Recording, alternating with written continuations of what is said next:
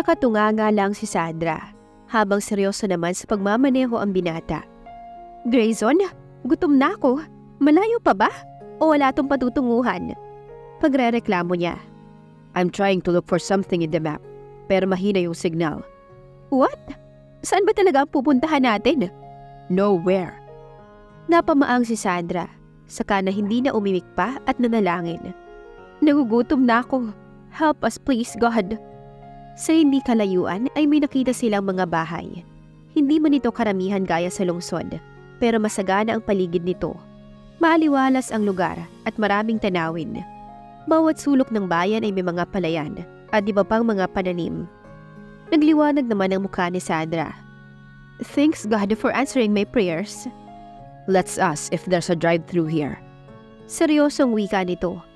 Drive-thru? Saan ang drive-thru rito? Kita mo naman sigurong liblib na lugar to. Reklamo ng dalaga, pero hindi siya pinansin ng binata. May naglalakad naman na alis sa unahan, kaya tumigil sila sa tabi nito. Saka binuksan ni Grayson ang bintana ng sasakyan niya, saka tinawag ang ginang. Ale, pwede po bang magtanong? Si Sandra na ang nagtanong dahil gutom na talaga siya. Ano po yun, ma'am? May drive-thru po ba dito? Agad na tanong ni Grayson. Ngumuso lang si Sandra dahil sa sarili nitong tanong. Alam niyang siya lang din itong makakasagot. Naku sir, wala kaming ganyan rito. Mahirap lamang ang bayan na ito. Kung gusto niyo, sa unahan may nagtitinda dyan ng mga kakanin at ulam, pwede kayo ron. Sagot ng Ale. Not even a restaurant? Tanong ni Grayson, mukhang gutom na rin. Narinig mo nga, diba? Wala raw. Naiinis na sagot na ni Sandra. Sige po, Ale. Salamat po. Magandang araw. Nakangiting bati niya. Saka naman pinaandar ni Grayson ang sasakyan. Anong klaseng lakad ba to? Tanong ni Sandra. Hindi naman umimik si Grayson. Kaya tumahimik na lamang siya. Dahil alam niyang wala ring saysay ang magreklamo. Tigil! Ayan oh, may nagbebenta. Stop over there. Masayang sabi ng dalaga. Sumunod naman si Grayson habang hindi maipaliwanag ang itsura dahil wala naman siyang nakikitang restaurant. Isang maliit na tindahan lang na hindi niya maintindihan. Naunang bumaba si Sandra at lumapit sa tindahan. Inilibot naman niya ang paningin sa mga paninda ng makalapit. Mukhang ang gutom na ito. Ate, may kanin po ba kayo sa kaulam? Tanong ni Sandra sa babae. Opo ma'am, pumili lang po kayo yan. Sagot nito sabay turo sa mga Tupperwares na sarado. Nilapitan naman ito ni Sandra sa kabinuksan. Hey, what are you doing? We can't ask free food here. Biglang sabat ni Grayson. And who says it's free? Sagot niya saka naman niya binalingan ng ginang na nagtitinda. Tigi-isang serve nga po nito sa kadalawang rice, saka yung kakanin po. Sabi niya saka hinila si Grayson, paupo sa bakanting mesa na naroon. Nagdadalawang isip pang umupo si Grayson. Malamang ay dahil mayaman sila, kaya hindi niya pa naranasan ng ganito. Di rin naman siya makakapili, dahil siya rin naman ang dahilan ng pagkawala nila. Don't be too obvious. Napaka-inosente mong tignan. Umupo ka na. Mahinang sita ni Sandra dito. Naupo ito kahit mukhang hindi komportable. Ilang sandali pa hinatid na ng ginang ang pagkain sa kanila. Mukhang bago kayo rito. Saan pala ang punta nyo? We're lost. Agad na sagot ni Grayson. Hindi naman makapaniwalang tumingin si Sandra sa kanya dahil sa dating ng sagot nito. Dahil nga gutom na siya, hindi na niya ito tinanong pa at nakatuon lang ang atensyon sa kinakain. Nakatitig lang si Grayson sa mga hinandang pagkain ng hindi ginagalaw ang nasa harapan niya. Wait, what kind of food is this? Tanong niya kay Sandra. Pagkain pa rin, huwag kang mag-alala, masarap yan. Fine, sagot nito. Masarap ba? Tanong ni Sandra. Not bad. Sagot nito saka hindi na umimik pa. Umiling na lang si Sandra saka nagpatuloy sa pagkain. Halata rin naman sa mukha ni Grayson na nag-e-enjoy ito sa pagkain. Have you tried this before? Tanong nito. Yes, many times. My dad and mom used to visit urban areas in Laguna and Pampanga. Kaya naman nasanay na ako. It's worth it. Yan ang pagkain ng mga tao sa labas ng syudad. Sagot ni Sandra. Palibhasa kasi lumaking may gintong kutsara sa bibig, kaya hindi alam ang mga ganyan. Really? My mom didn't want me to leave the city before. When I turned 18, that was the first time I'm free from security guards and focused on studying. I didn't even get to visit places since I had no time. Nakaramdam naman siya ng awa rito. Halata naman sa mommy nito na medyo maarte rin, pero mabait naman. Masyado lang sosyal sa lahat ng bagay. Heto, kuha niya sa kakanin, saka inabot kay Grayson. Try this, masarap to. Kinuha naman niyo ni Grayson at tinikman. Masarap nga. That's bibingka, one of the favorite native foods of my dad. We even asked someone to cook for us on his birthday, and that was too much. Pati nga kapitbahay namin binigyan namin ng marami dahil sa dami ng naluto. Nakangiting kwento niya. Naaalala niya pa yung panahon na nagpaluto sila ng ganito para sa birthday ng daddy niya. At 3 araw iyon bago naubos. Kahit na ipamigay na nila ang iba, hindi pa rin nila maubos-ubos. Grayson looked amazed as Sandra talks about things happily. The side of the woman that he started to know more. He became more curious about her and thinking of knowing this woman more. Matagal bago sila natapos dahil sa paputil-putil na kwento ni Sandra na minsan ay sinasabayan niya. Busog na busog si Sandra. She ate a lot of bibingka and buys the rest that was left. Iuwi niya iyon dahil masarap daw. Nawala na sa isip niya si Sam na naghihintay sa kanya sa labas ng kumpanya ni Grayson. What she was thinking is that makakita ng mapagkakainan at paano sila makakauwi. Bumalik na sila ng sasakyan, saka na nilatag ang pinamili sa dashboard. Nanatili muna sila roon ng ilang sandali. Grayson? Tell me, may pupuntahan ba tayo o wala? Wala. Agad na sagot nito. Nahihibang ka na ba? Then, we're lost. It's exactly 1:30 in the afternoon already, and it's been 4 or 5 hours since we left the city. At dapat 5 to 6 ay nasa bahay na tayo. Sabi niya saka sumandal sa upuan ng sasakyan. Then, let's go. Wika ni Grayson, saka pinaandar ang sasakyan. Nakaramdam naman ng antok si Sandra, kaya naipikit nito ang kanyang mga mata. 5:30 p.m. Nagising si Sandra nang maramdamang hindi na tumatakbo ang sasakyan. Napatingin siya sa katabi, ngunit wala ito roon. Napaayos siya ng upo saka bumaba ng sasakyan.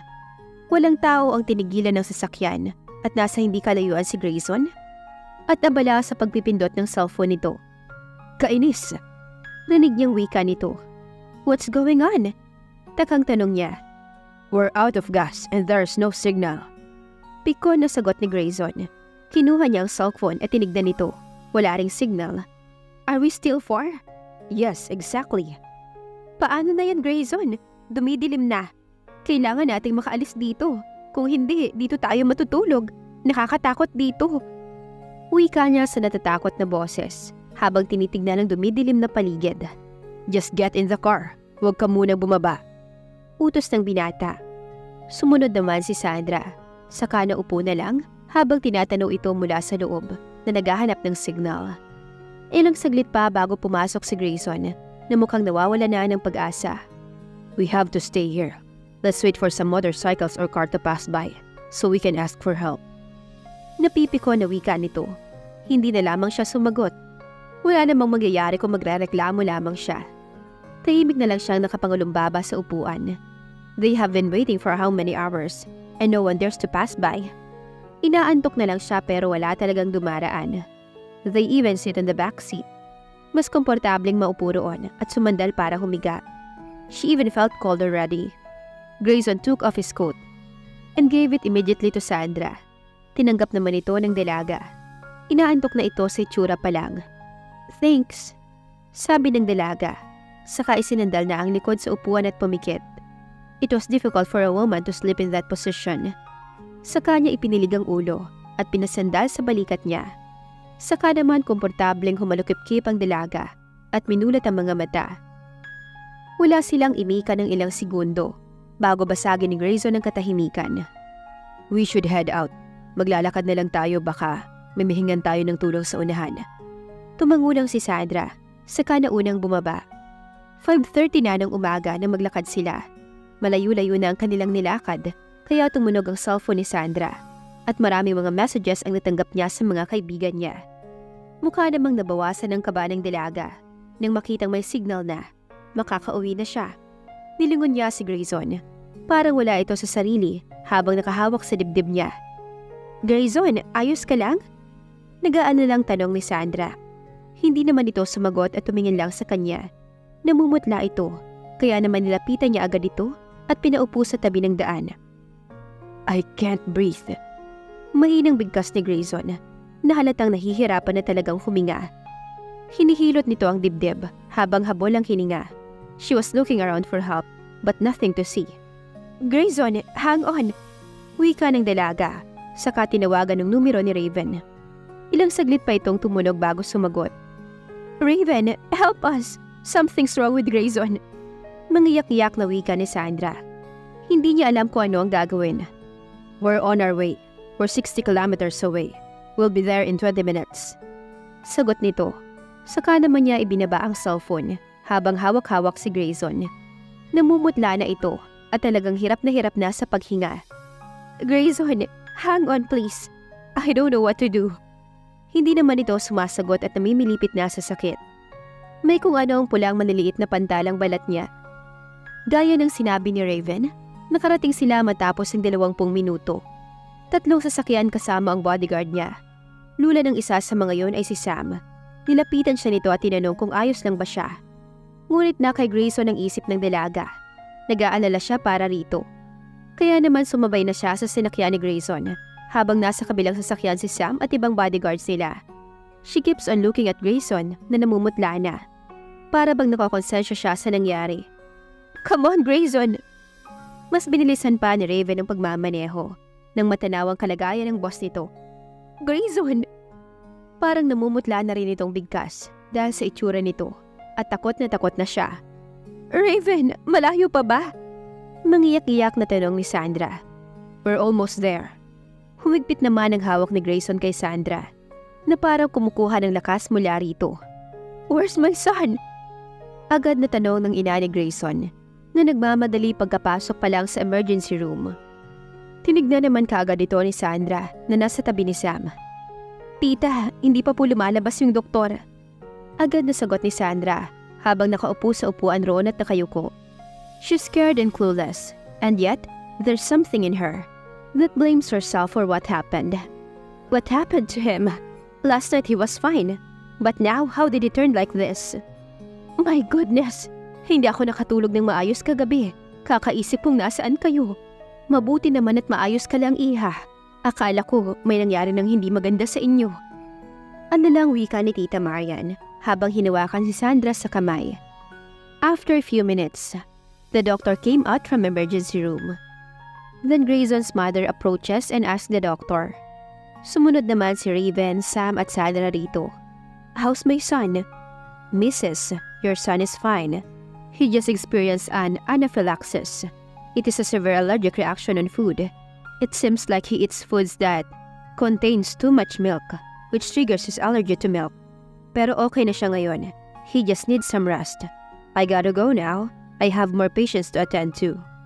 Sagot ng doktor, saka na lumagpas sa kanila. Hindi naman nagtagal ay nilabas na nila si Grayson sa emergency room at nilipat naman sa isang private ward na tulog. Nanatili si Sandra roon kasama si Sam, Raven at mommy ni Grayson. Tulog pa rin si Grayson. Pero sabi naman ng doktor ay maayos na ang lagay nila. But still, Sandra feels uncertain about something. And it starts to stress her out of the blue. She blames herself for forcing Grayson yesterday to eat the food that contains milk. She had no idea he had an allergy of consuming too much milk. Nakaramdam naman ng antok si Sandra at nagsimulang maghikab habang nakaupo sa pang-isahang sofa na nasa tabi ng kama ng binata. Mukhang napansin ito ni Sam kaya nilapitan niya ito. Sandra, tara, uwi muna tayo. You need to rest. Sige. Sagot nito at lumapit muna sa ina ni Grayson at nagpaalam. Sakay ng sasakyan ni Sam, dumiretso sila sa compound. Mukhang napagod siya sa kakalakad nila kanina at sa sobrang pag-aalala. Sam, pwede bang manatili ka muna rito? Wika ng dalaga nang makarating sila sa bahay. Sige, sa sala na lang muna ako. Wika ni Sam. Salamat. Kumuha si Sandra pagkapasok sa kwarto ng damit, saka tinunga ang banyo. Suot nito ang pajamas niya, saka lumabas ng banyo at dumiretso sa sala. Tara na sa kusina, nagugutom na ako. Wika niya kay Sam. Pinagluto niya ito ng easy to cook na pagkain, saka nagtungo sa center table at hinanda na. Eat up. Ikaw, ayaw mo? Hindi na, busog pa naman ako. Ubusin mo na yan. I know you're hungry, kasi wala namang restaurant drive-thru sa pinuntahan ninyo. Ninanamnam ni Sandra ang pagkain. Sam was one of those people na magaling magluto. One of a talented person na napakahalaga sa kanya. Kung minsan nga sa bahay nila, ito ang tagapagluto nila ng daddy niya pag bumibisita ito.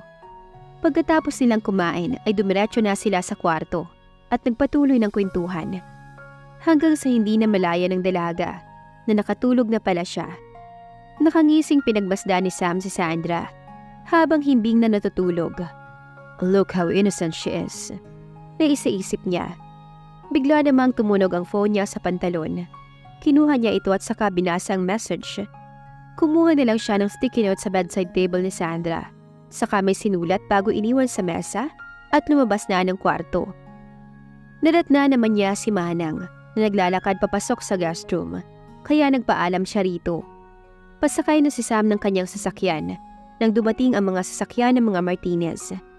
Pero binaliwala niya lang iyon, kaya pinaandar na ang sasakyan at tinahak ang daan pa uwi. Nakasimangot naman si Grayson at naiinis sa kaalamang magkasama sa mansyon sina Sandra at Sam. Umiibig na ba si Grayson para kay Sandra? At dito na po nagtatapos ang kabanata ng ating kwento. Please like, share, subscribe for more updates. Maraming salamat po.